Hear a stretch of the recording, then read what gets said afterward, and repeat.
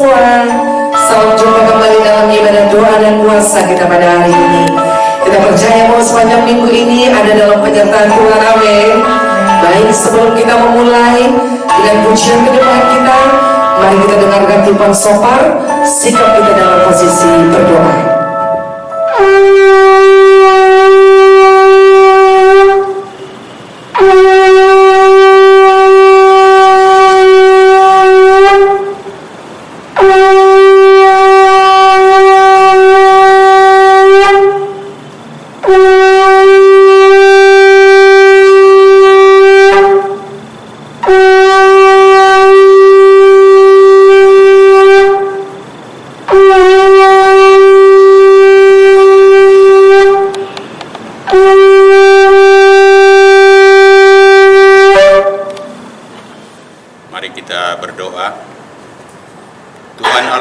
Kami yang di sorga, Bapa yang kami kenal melalui anakmu Yesus Kristus, Tuhan dan Juru Selamat kami. Puji dan syukur kami sampaikan ke hadiratmu ya Bapa, karena atas penyertaanmu kami anak-anakmu di Sola Gracia hari ini dapat mengikuti kebaktian doa dan puasa. Tuhan memberkati semua acara-acara yang dilakukan, mulai dari pujian penyembahan, doa syafaat, begitu juga firman Tuhan yang disampaikan. Tuhan memberkati kami semua, terlebih-lebih hamba-Mu yang menyampaikan firman Tuhan. Tuhan jamah, Tuhan berkati supaya semua kebenaran Tuhan bisa disampaikan kepada jemaat yang hadir pada hari ini. Terima kasih Tuhan, temani kami dalam kebaktian ini, mulai dari awal sampai akhir. Tutup bungkus kami dalam kuasa darah Yesus, supaya aman dalam perlindungan Tuhan. Terima kasih Tuhan, inilah doa kami.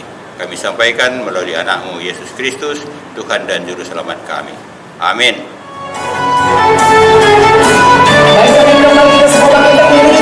Kita percaya bahwa kita tidak akan pernah meragukan kasih Tuhan. Amin.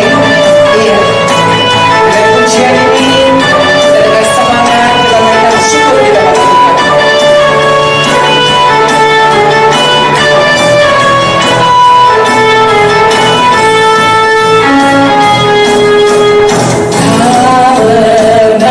ragu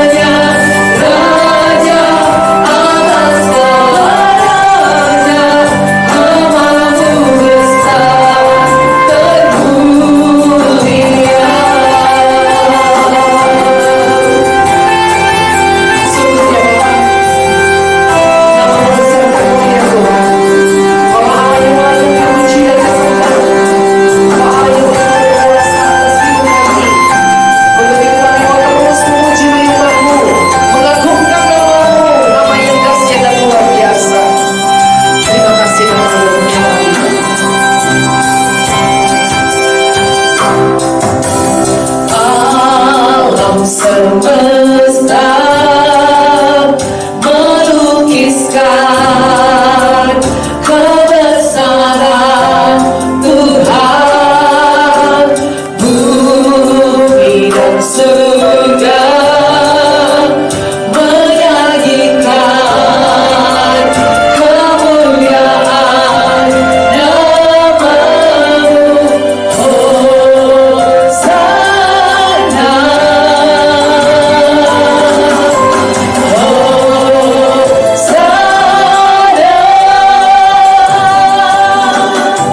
layak dipuji disembah, Kaulah yang bertata dulu sekarang dan selamanya, Raja atas segala raja, nama-Mu besar termulia.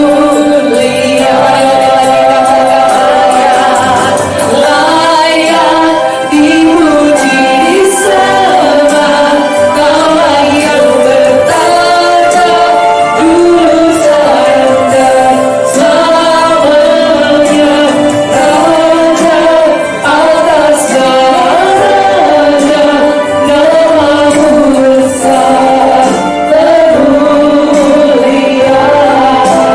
Nama-Mu besar termulia. Nama-Mu besar termulia. Haleluya, mari sembah Dia. Senangnya benar, oh sang Tuhan. Oh, Dia malam semesta, mengisahkan kebesaran Dia Bapa. Bumi dan surga menyanyikan kemuliaan-Mu. Haleluya, haleluya. Mari saudara mulai lagi sembah Dia. Naikkan ucapan syukur yang hebat. Naikkan syukur bagi Dia Allah yang menyertai kita di sepanjang hidup ini. Oh haleluya, terima kasih Tuhan. Terima kasih Tuhan.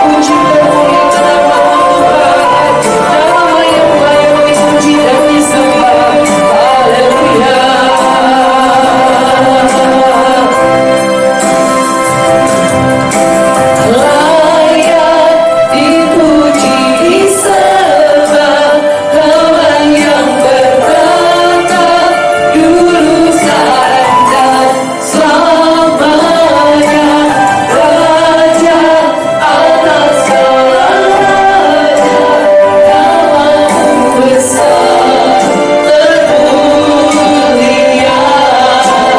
Nama-Mu besar termulia. Nama-Mu besar termulia. Semua Bapa yang baik, Engkau Allah yang layak dipuji dan disembah. Nama-Mu termulia terus bahkan sampai selama-lamanya ya Tuhan. Saat ini Tuhan, Engkau sudah melihat setiap hati kami yang sudah memuji menyembah-Mu. Kami membawa setiap pergumulan hidup kami ke dalam tangan pengasihan-Mu ya Bapa. Karena kami percaya hanya Engkau solusi atau jawaban atas setiap pergumulan hidup kami. Terima kasih Bapa yang baik. Kami percaya juga Tuhan bahwa Allah yang sudah bertambah di atas pujian penyembahan-Mu. Terimalah semuanya ini menjadi duka yang harum di hadapan-Mu. Karena semua kami persembahkan di dalam satu nama yang indah dan berkuasa, Yesus Kristus, Tuhan dan Juru Selamat kami yang hidup kami berdoa dan bersyukur. Haleluya. Mari semua kita berkata Tuhan bersama saya, kita katakan amin. Kita beri kemuliaan bagi Tuhan. Dalam doa, Allah Bapa Bapa yang ada di surga, terima kasih banyak Bapa kami ucapkan padamu atas berkat dan penyertaan yang Bapa boleh berikan di sepanjang kehidupan kami hingga saat ini kami ada dalam keadaan tidak kurang suatu apapun. Bapa, kami tadi sudah menaikkan pujian penyembahan kami kepadamu. Kiranya pujian penyembahan tersebut berkenan di hadapanmu dan nama Tuhan saja yang kami permuliakan. Bapa, sekarang kami akan menaikkan doa syafaat kami kepadamu.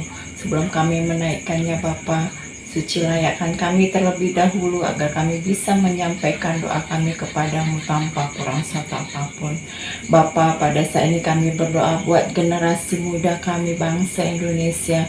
Berikanlah kepada generasi muda kami Bapa roh takut akan Tuhan, sehingga mereka memiliki roh takut akan Tuhan sejak mereka masih muda, sehingga mereka bisa melaksanakan kehidupan yang seturut dengan kehendak-Mu di masa muda mereka, dan pada akhirnya mereka akan menjadi pemimpin bangsa Indonesia yang akan membawa bangsa Indonesia semakin dekat kepadamu saja. Bapa, berdoa juga buat pemulihan ekonomi bangsa kami Indonesia ini.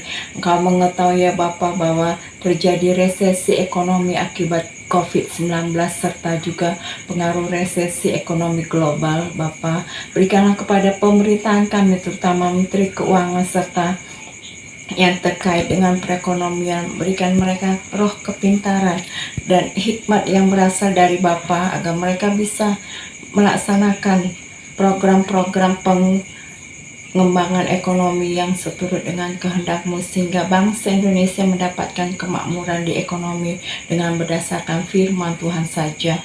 Bapa, berdoa juga buat kesatuan gereja-gereja yang ada di seluruh Indonesia, walaupun mereka berbeda denominasi. Bapa, berikanlah kepada para pemimpin gereja-gereja tersebut Bapa roh kesatuan, roh yang takut akan Tuhan, agar mereka bisa melaksanakan tugas tanggung jawab mereka sebagai garam dan terang dalam pelayanan mereka bagi masyarakat yang ada di sekeliling mereka, sehingga melalui kehadiran gereja-gereja yang ada di Indonesia dapat mendukung pemerintahan menjadi bangsa yang kuat dan nama Tuhan saja yang dipermuliakan.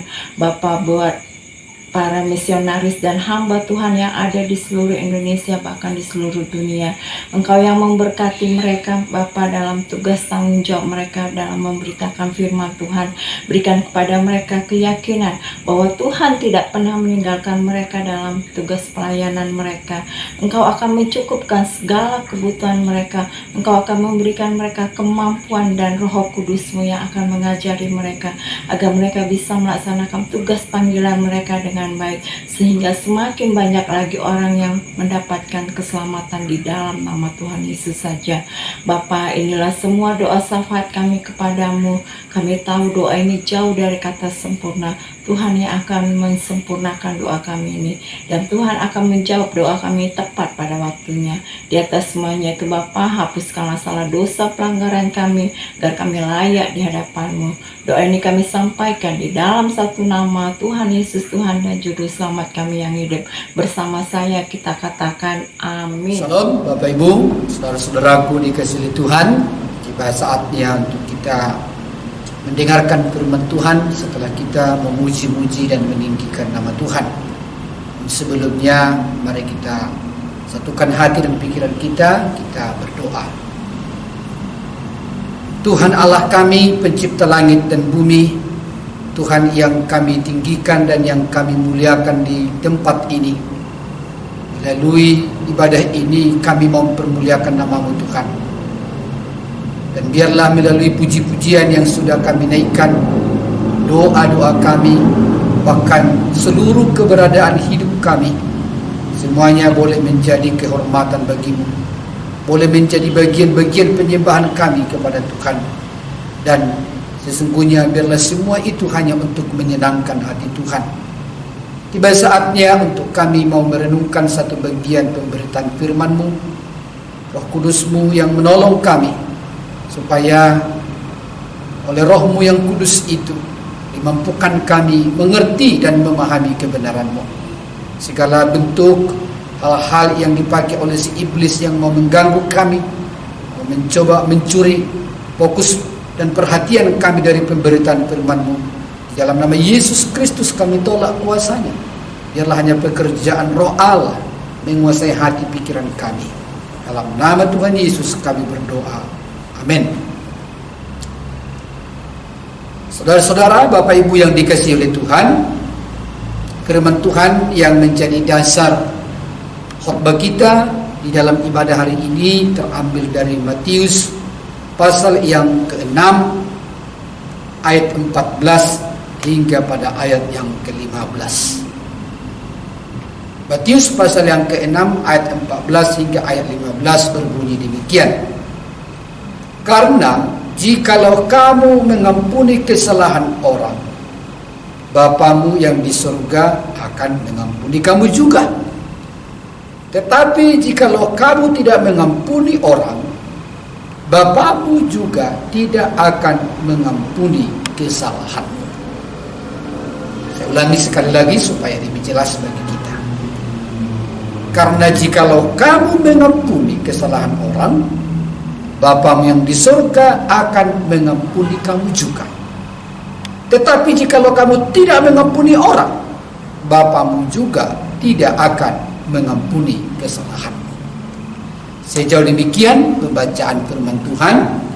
Diberkati dan berbahagialah kita yang mendengar, terlebih kita yang melakukan firman Tuhan ini dalam kehidupan kita. Salam bagi kita semua. Bapak Ibu, saudara-saudaraku dikasihi oleh Tuhan. Hari ini tema yang akan kita bahas melalui firman Tuhan ini, pengampunan menjadi satu keharusan. Ya. Pengampunan menjadi satu keharusan.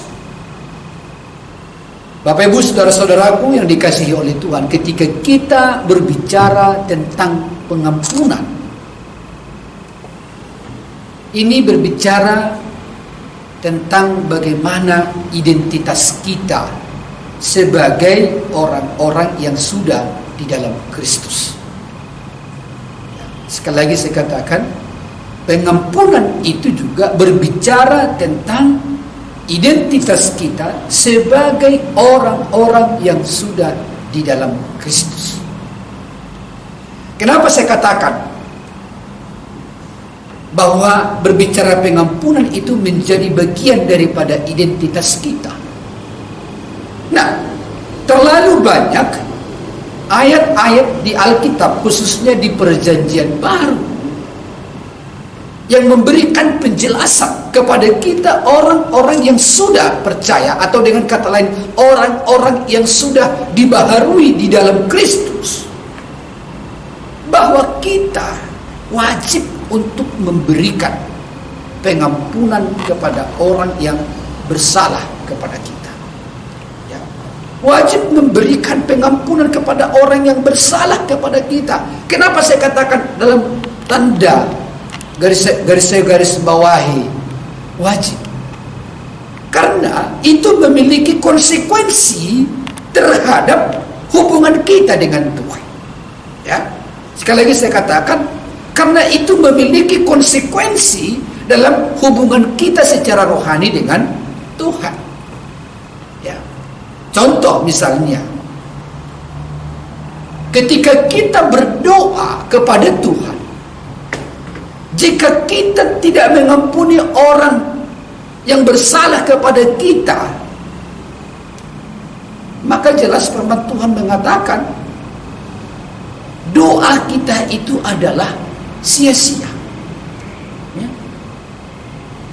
Doa kita itu adalah sia-sia. Karena apa?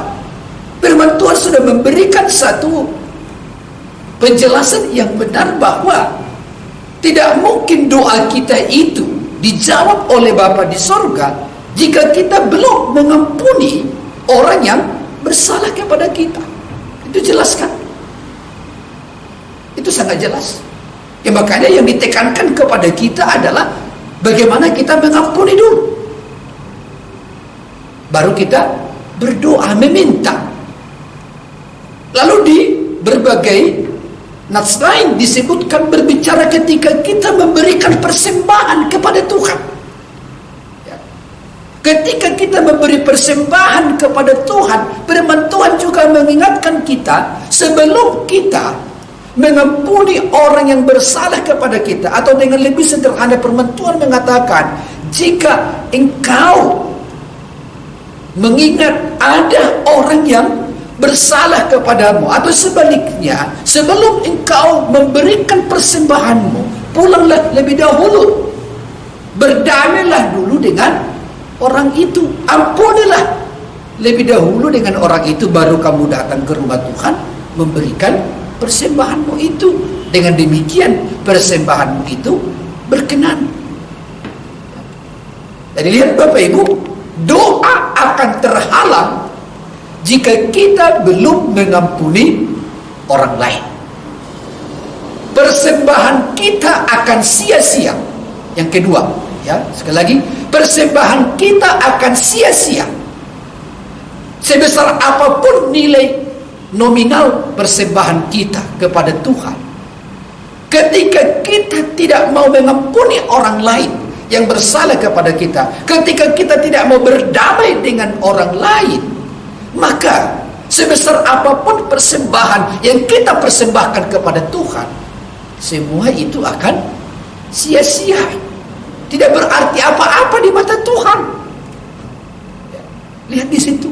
Makanya saya katakan tadi di awal, itu adalah identitas kita sebagai orang percaya, sebagai orang yang di dalam Kristus, juga bisa dilihat dari bagaimana dalam keseharian kita dalam kaitannya mengampuni orang lain yang bersalah dengan kita. Karena secara rohani tadi saya sudah sebut, doa bisa terhalang ketika kita tidak mengampuni. Persembahan kita akan menjadi sia-sia ketika kita tidak mengampuni. Nah, lalu di sini tadi di ayat yang ke-14 sampai 15 ini, yang ketiga saya sebut di sini bahwa katanya, karena jikalau kamu mengampuni kesalahan orang, Bapamu yang di surga akan mengampuni kamu juga. Tetapi jikalau kamu tidak mengampuni orang, maka Bapamu juga tidak akan mengampuni kesalahanmu.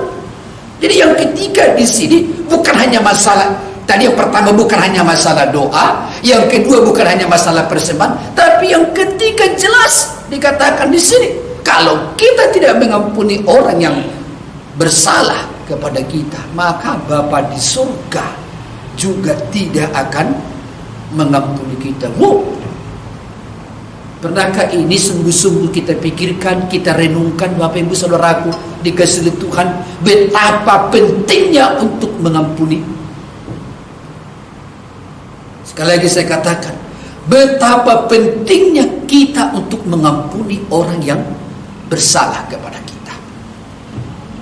Karena memiliki konsekuensi, seperti yang tadi saya sudah ulang-ulang, memiliki konsekuensi bahwa doa kita akan sia-sia, persembahan kita akan sia-sia, lalu kita tidak akan diampuni oleh Bapa di surga jika kita tidak mengampuni. Ya, ini berbicara tentang kehidupan praktis dalam hubungan kita dengan Tuhan. Ya, berbicara tentang kehidupan praktis dalam hubungan kita dengan Tuhan. Nah, yang menjadi pertanyaannya mungkin Bapak Ibu Saudaraku dikasihi Tuhan, mengapa kita begitu sulit mengampuni? Ya, mengapa kita begitu sulit melepaskan atau memberikan pengampunan kepada orang yang menyakiti kita, kepada orang yang bersalah, yang berdosa, yang melukai kita? Mengapa begitu sulit? Tentu banyak alasan. Ya, mungkin karena orang itu sudah begitu menyakitiku, Pak Pendeta, karena enggak kami yang merasakan. Ya, orang itu telah memfitnah kami, orang itu telah menghancurkan keluarga kami, menghancurkan karirku, menghancurkan masa depanku. Oke, saudara-saudaraku dikasihi Tuhan, kita jujur dengan hal itu. Ya, harus kita percaya itu.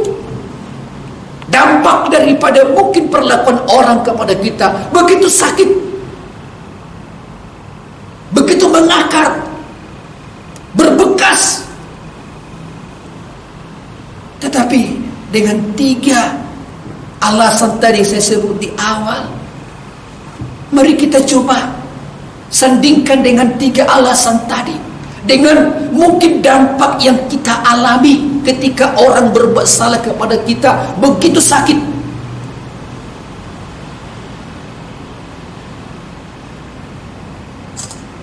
Apakah kita membiarkan kita mengalami satu perjalanan hidup dalam hubungan kita dengan Tuhan, oleh karena kita mengingat sakit hati kita, mengingat dampak yang kita alami oleh karena perbuatan orang? Apakah kita mau doa kita tetap menjadi doa yang sia-sia? Apakah kita mau menjalani hari-hari kita, menjalani kehidupan kekristenan kita dengan segala persembahan yang kita persembahkan kepada Tuhan menjadi persembahan yang sia-sia? Apakah kita mau di hadapan Tuhan selalu memiliki satu boleh saya katakan satu tuduhan bahwa kita adalah orang-orang yang tidak diampuni oleh Tuhan karena kita nggak mau mengampuni orang, sehingga rasa bersalah itu tetap ada. Bapak Ibu Saudaraku dikasihi Tuhan, sesungguhnya ketika kita tidak mau mengampuni oleh karena alasan terlalu sakit kita, justru yang sesungguhnya terjadi adalah penderitaan, kesakitan yang semakin lebih besar. Sesungguhnya itulah yang menimpa kita. Beban-beban yang lebih besar itulah sesungguhnya menimpa kita. Ini seringkali banyak orang tidak paham, banyak orang tidak merenungkannya, dengan alasan dengan dia tidak mau mengampuni seolah-olah dia lebih baik. Walaupun dia punya alasan merasa disakiti, merasa hancur di mata orang, tetapi dengan alasan itu dia tidak mau mengampuni, dia merasa itu lebih baik. Padahal sesungguhnya ketika kita belajar tadi di awal, justru sesungguhnya itu membuat dia lebih buruk, membuat dia lebih terpuruk. Jadi Bapak Ibu Saudaraku dikasihi Tuhan, di bagian yang pertama ini saya ingin mengatakan kepada kita seperti yang saya katakan di dalam pendahuluan tadi, mengampuni itu adalah satu kewajiban bagi kita. Karena apa? Karena kalau kita tidak mengampuni, maka itu akan membuat situasi kita, membuat hidup kita akan semakin lebih buruk dan akan semakin lebih sulit kalau kita tidak mengampuni. Ya, sekali lagi saya ingin katakan kepada kita, kalau kita tidak mau mengampuni orang yang bersalah kepada kita, sesungguhnya yang terjadi bagi kita adalah kita menjadi lebih buruk. Ya, baik secara rohani maupun secara psikologi, sesungguhnya kita semakin lebih buruk. Iblisnya yang mengatakan kalau kita tidak mau mengampuni maka kita lebih baik, ya kan? Itu bisikan iblis. Tapi firman Tuhan mengatakan kalau kita tidak mau mengampuni, itu membuat kita lebih buruk secara rohani maupun secara psikologi. Nah, yang kedua Bapak Ibu Saudaraku dikasihi Tuhan, banyak orang mungkin berpikir begini, ya, aku mau mengampuni kalau dia datang minta ampun. Oke. Lagi saya katakan, ada orang mengatakan aku mau mengampuni dia jika dia mau datang minta maaf kepadaku atau minta ampun kepadaku. Kalau dia tidak datang, maka aku tidak mau mengampuninya, karena kan yang bersalah kan dia. Sehingga sebelum orang yang bersalah kepada kita datang untuk minta maaf, kita nggak mau mengampuni. Kelihatannya ya, kedengarannya itu agak baik gitu ya. Kenapa saya katakan agak baik? Karena dia sudah membuka ruang untuk mengampuni. Tapi ada catatannya, kalau orang yang bersalah itu datang minta maaf. Bapak Ibu Saudaraku dikasihi Tuhan, saya mau mengatakan, apakah itu menjadi prinsip kita untuk mau mengampuni?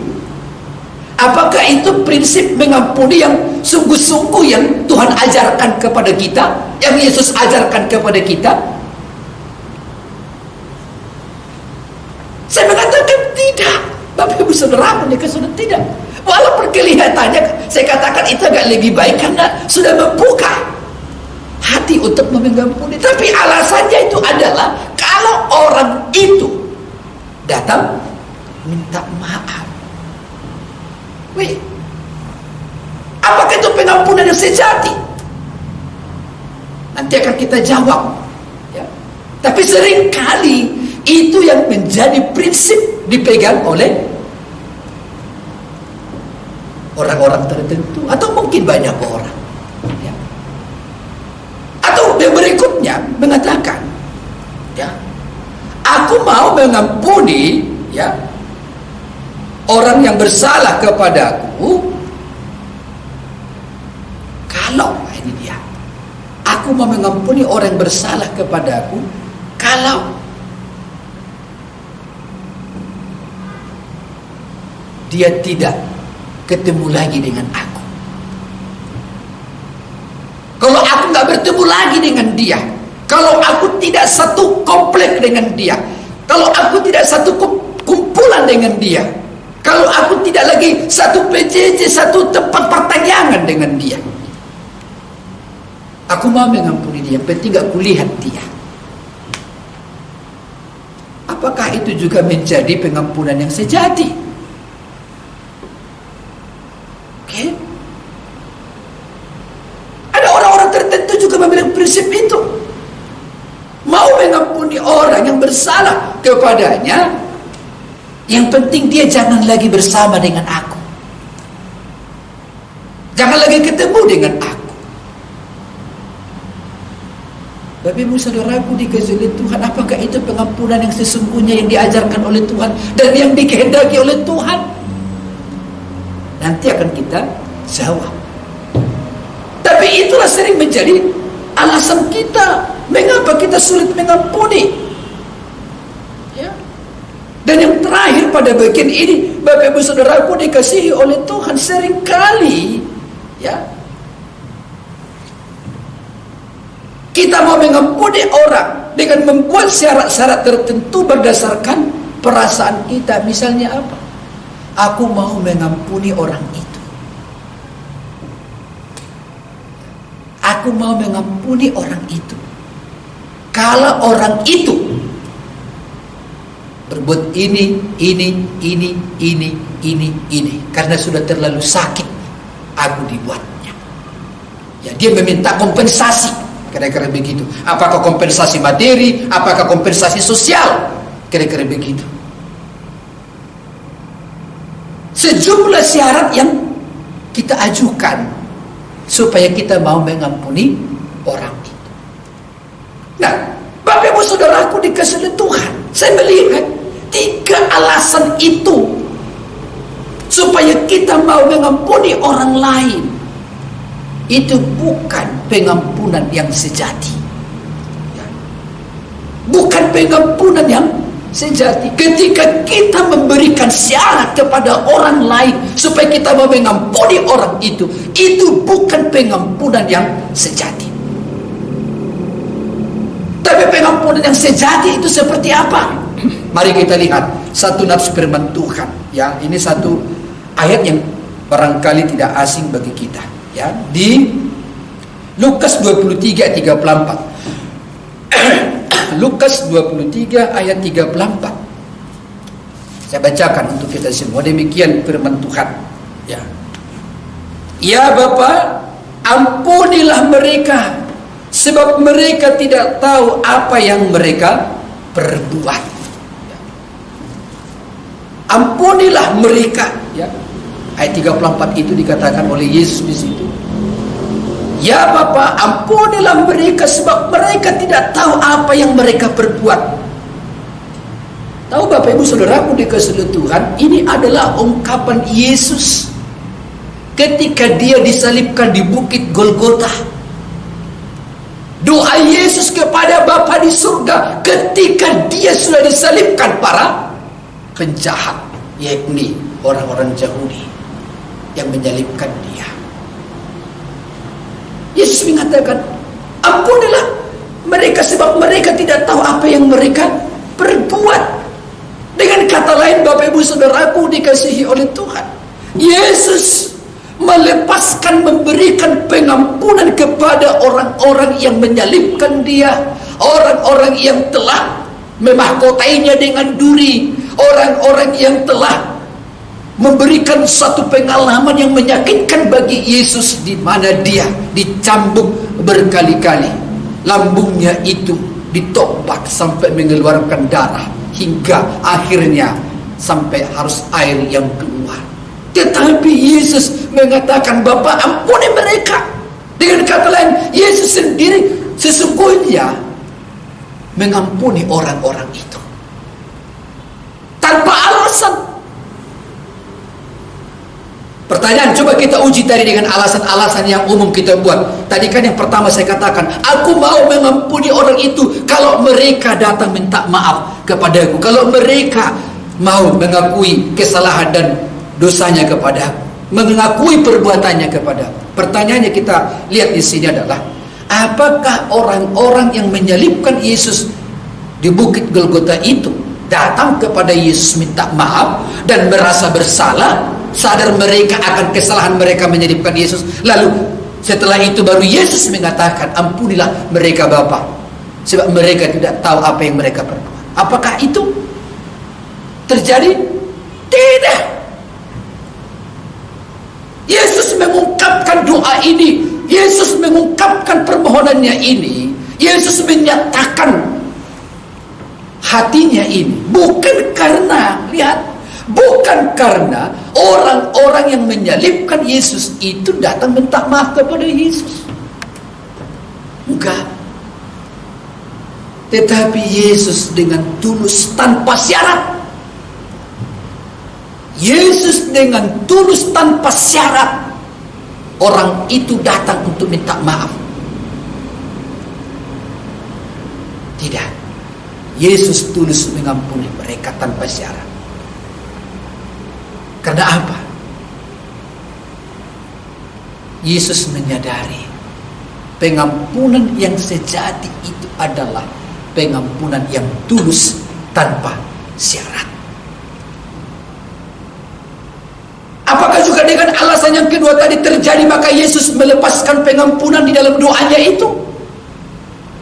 Artinya Bapak Ibu Saudaraku dikasihi Tuhan, ada deal antara Yesus dengan orang-orang menyalibkan Yesus itu.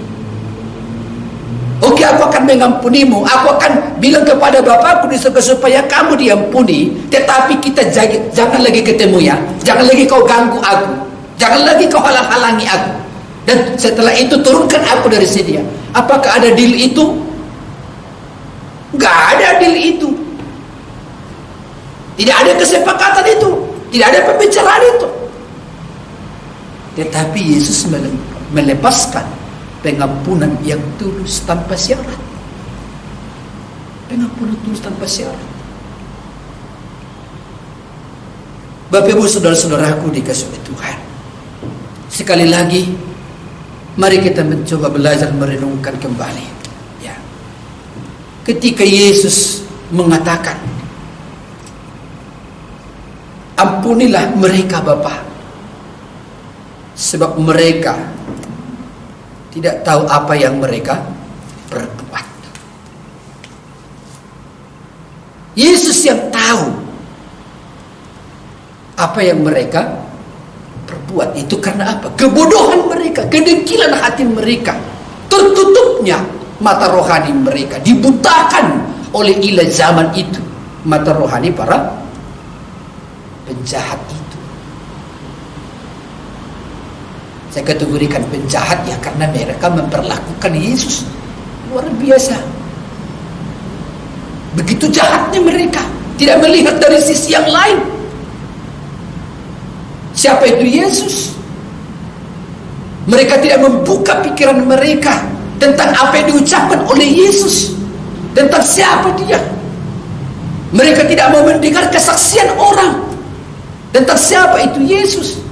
Begitu jahatnya pikiran mereka, sehingga yang ada dalam diri mereka adalah dendam dan merasa dan mengatakan bahwa dia Yesus itu adalah betul-betul juga jahat. Sehingga saya mengkategorikan bukan adalah mereka itu lebih daripada penjahat. Ya. Mereka menuduh Yesus itu adalah penjahat kelas kakap, tapi dengan mereka memperlakukan Yesus itu sesungguhnya mereka lah penjahat yang lebih kelas kakap. Karena apa?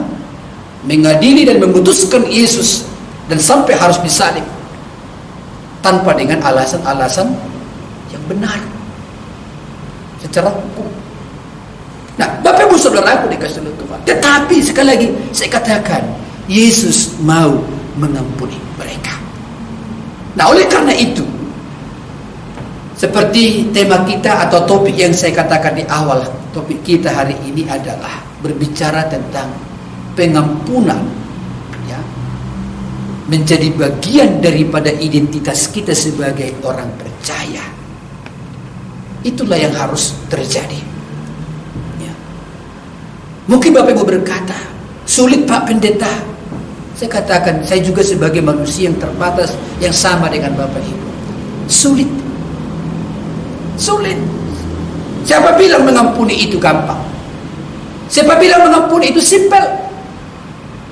Seperti pengampunan yang diteladankan oleh Yesus di sini. Ya. Pengampunan tanpa syarat. Sedangkan pengampunan yang dalam tanda kutip pakai syarat aja pun mungkin orang juga belum tentu bisa. Iya kan? Apalagi pengampunan tanpa syarat, pengampunan yang tulus. Tapi saya mengatakan, sekalipun itu sulit, bukan berarti kita tidak bisa untuk melakukannya. Sekalipun itu sulit, bukan berarti kita tidak bisa melakukannya. Sulit kita katakan itu karena selalu kita datang dari sisi kita. Ya. Sulit kita katakan karena selalu kita berbicara dari sisi kita, orang yang tersakiti. Tetapi kita akan dimampukan Tuhan untuk mengampuni kalau kita datang dari perspektif Tuhan. Apa yang saya maksud dari perspektif Tuhan? Mari kita coba lihat diri kita. Siapakah sebenarnya kita ini sehingga kita layak untuk diampuni Tuhan? Oke?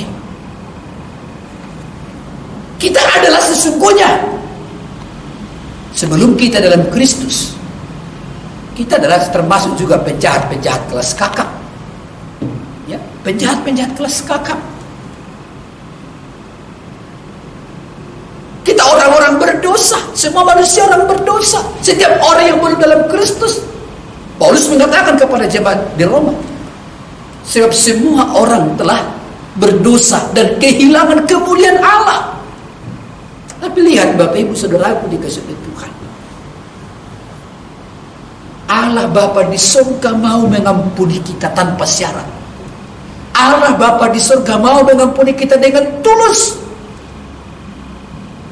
Dibuktikan dari mana? Dibuktikan dengan Dia datang ke dunia ini di dalam pribadi Yesus Kristus, mengampuni kita tanpa syarat. Kalau kita mencoba merenungkan dan melihat diri kita yang sebenarnya tidak layak untuk diampuni, termasuk sampai kita detik ini, harusnya kita akan dimampukan. Harusnya kita pun mampu untuk mengampuni orang tanpa syarat. Karena kita pun telah diampuni oleh Tuhan tanpa syarat. Dan jangan lupa Bapak Ibu Saudaraku dikasih oleh Tuhan, keintiman kita dengan Tuhan. Ketika kita memiliki roh takut akan Tuhan, ketika kita selalu bergaul dalam tanda kutip dengan Tuhan, maka relasi kita dengan Tuhan itulah yang akan memampukan kita terus sebagai manusia-manusia yang sudah dibaharui. Dan itu yang akan menolong kita untuk bisa melepaskan pengampunan. Untuk melepaskan pengampunan. Sekali lagi Bapak Ibu Saudaraku dikasihi oleh Tuhan, jangan mau terbelenggu dengan amarah dan dendam.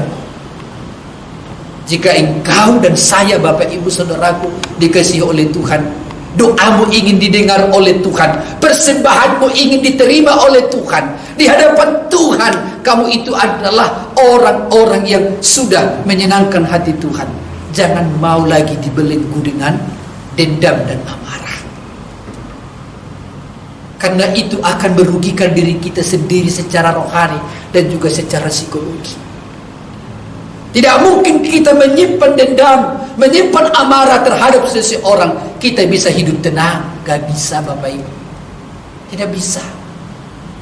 Gak mungkin ketika kita masih mendendam kepada orang, masih marah kepada orang, masih membenci orang yang menyakiti kita, kita bisa menikmati ibadah, menikmati penyembahan kita kepada Tuhan. Gak mungkin. Gak mungkin. Oleh karena itu tidak ada alasan Bapak Ibu, wajib kita mengampuni dengan tulus. Wajib kita mengampuni dengan tulus, karena itu akan membahagiakan kita. Itu akan membuat kita semakin lebih baik, semakin lebih baik, semakin lebih bertumbuh, semakin lebih dewasa di dalam Tuhan. Dan maka berkat-berkat Tuhan akan mengikuti kita. Jangan mau dibelenggu dengan pikiran-pikiran yang ditanamkan oleh si iblis. Enak kali kau mengampuni dia, enak kali kau melepaskan pengampunan kepada dia. Masa kau enggak mengingat betapa sakitnya kau difitnah, sampai hancur rumah tanggamu dibuatnya, sampai karirmu itu tidak berjalan dengan baik. Enak kali kau mengampuni dia. Jangan mau. Mungkin itu bisikan si iblis, tapi saya katakan, jika engkau masih memegang dan menerima bisikan iblis itu, sesungguhnya engkau terbelenggu dengan cengkeraman si iblis yang membuat kau tidak bahagia. Sesungguhnya ketika engkau tidak mengampuni, sesungguhnya engkau mengalami satu situasi yang buruk. Tapi ketika engkau Bapak Ibu Saudaraku dikasihi oleh Tuhan mau mengampuni, maka sukacita yang luar biasa dari surga itulah akan memenuhi kita. Engkau dan saya akan menjadi orang-orang yang merdeka ketika kita melepaskan pengampunan itu. Di bagian penghujung khotbah ini saya ingin mengatakan, Bapak Ibu Saudaraku dikasihi oleh Tuhan, mari pilihan itu ada pada kita. Ya, karena ayat 14 tadi diawali dengan satu pernyataan kalimat, karena jikalau kamu mengampuni kesalahan orang. Berarti itu pilihan. Jikalau kamu, ya, jikalau kamu mau. Jikalau tidak, maka yang terjadi bagi kita apa? Itu tadi saya katakan, kita tidak orang merdeka, kita tidak bahagia. Dan sekali lagi Bapak Ibu, pilihan itu ada pada kita. Mau orang merdeka atau mau orang terbelenggu, mau orang diberkati atau orang yang menderita. Kiranya Tuhan menolong kita, kiranya Roh Kudus memampukan kita supaya kita mampu melepaskan pengampunan yang tulus. Amin. Mari kita berdoa. Bapa di dalam surga, kami bersyukur pada pagi ini menjelang siang hari, Tuhan menolong kami sehingga kami diberi kesempatan untuk kami boleh mendengarkan firman, khususnya mengingatkan kami tentang pengampunan. Bapa, ampuni kami di dalam ketidaksanggupan kami sering, seperti yang Kau kehendaki, untuk kami memberikan pengampunan yang tulus kepada orang yang bersalah kepada kami. Seringkali kami mungkin masih enggan untuk memberi pengampunan, atau dengan kata lain juga mungkin kami terlalu sering masih memberi persyaratan-persyaratan tertentu supaya kami mengampuni orang lain. Ampuni kami Tuhan, sebab Engkau tidak mengajarkan demikian. Sebab pengampunan yang Kau ajarkan kepada kami adalah pengampunan yang tulus tanpa syarat. Karena Engkau juga mengampuni kami dengan tulus tanpa syarat. Kami sudah selesai mendengar firman-Mu Bapa. Tapi bila Roh Kudus menolong kami, memeteraikan firman-Mu ini di dalam hati kami, dan memampukan kami untuk menjadi pelaku-pelaku firman-Mu ini, sehingga kami menjadi anak-anak-Mu yang berbahagia. Dan sungguh-sungguh dalam pengalaman kami ke depan, kami orang-orang yang merdeka, yang mampu melakukan firman-Mu, menjadi orang-orang yang bisa berkemenangan untuk mengampuni orang bersalah kepada kami. Terpuji nama Tuhan. Dalam nama Tuhan Yesus kami berdoa dan mengucap syukur. Amin. Salam Bapak Ibu Saudaraku dikasihi Tuhan. Demikian firman Tuhan. Salam sehat untuk kita semua. Tuhan memberkati.